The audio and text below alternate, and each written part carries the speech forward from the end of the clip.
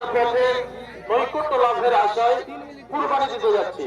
আল্লাহ পাক রব্বুল আলামিন তার কালাম পাকের মধ্যে ঘোষণা করে বলছেন, আমরা আল্লাহ পাক রব্বুল আলামিনের কাছে আমাদের জবাইকৃত পশু জবাই করছি, এটা কতটা গ্রহণযোগ্য আপনি আয়াতের সারমর্ম বুঝতে পারবেন, তাহলে বুঝতে পারবেন যে আল্লাহ পাক রব্বুল আলামিন কি বলতে চাইছেন। আল্লাহ পাক রব্বুল আলামিন বলছেন, লা ইয়ানালুল্লাহা লুহুমুহা ওয়ালা দিমাউহা ওয়ালাকিন ইয়ানালুহু তাকওয়া মিনকুম। অনেক কথা হচ্ছে, আপনারা চুপচাপ থাকেন। এমন ভাবে কথা বলছেন মনে হচ্ছে আমরা অন্য জায়গায় এসেছি। চুপচাপ মনের সুরে কথা না বলে চুপচাপ যারা দাঁড়িয়ে আছেন একটু দয়া করে বসে যাবেন 5 মিনিট।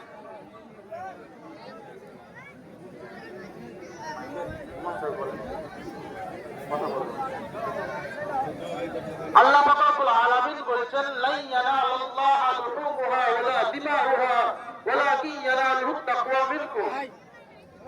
আল্লাহ পাক রব্বুল আলামিন বলেছেন, হে পৃথিবীর মানুষ, তোমরা আজকে যে জবাইকৃত পশু জবাই করছো, সেই পশু তোমাদের রক্ত হোক বা মাংস হোক আমি আল্লাহর কাছে এসে পৌঁছাই না।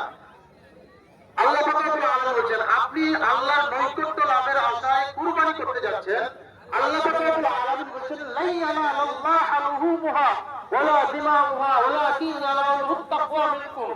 আল্লাহ বলতে চাইছেন, হে পৃথিবীর মানুষ, তোমরা যা কিছু পশু জবাই করছো, জবাইকৃত পশু থেকে আমার কাছে মাংস না রক্ত কোন অংশে আমার কাছে এসে পৌঁছায় না। কোন জিনিস আমার কাছে অর্থাৎ আমি আল্লাহর কাছে এসে পৌঁছাই, ওয়ালাকিন ইয়ানালুহু তাকওয়া মিনকুম।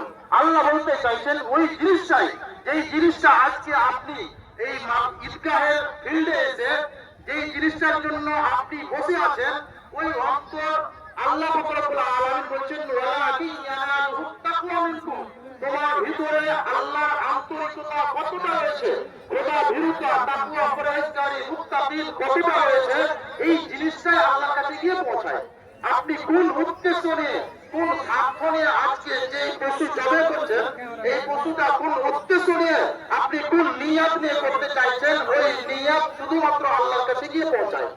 আপনি মানুষকে দেখানোর স্বার্থে করছেন, সামাজিক ক্ষেত্রে করছেন, মানুষের কাছ থেকে বেঁচে থাকার জন্য করছেন, সমাজের কাছে একটা ভালো মানুষ হওয়ার জন্য করছেন, না কোন উদ্দেশ্য নিয়ে করছেন? আল্লাহ পাক রব্বুল আলামিন বলেছেন, ওয়ালাকিন ইয়ানালুহু তাকওয়া মিনকুম।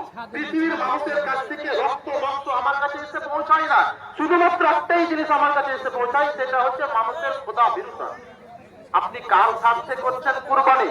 যদি আপনি আল্লাহর স্বার্থে করে থাকেন, আল্লাহর নৈকট্য লাভের আশা করে থাকেন, তাহলে ছোট্ট একটা মিনিটে আপনাকে একটা উদ্ধৃতি দিয়ে বলছি।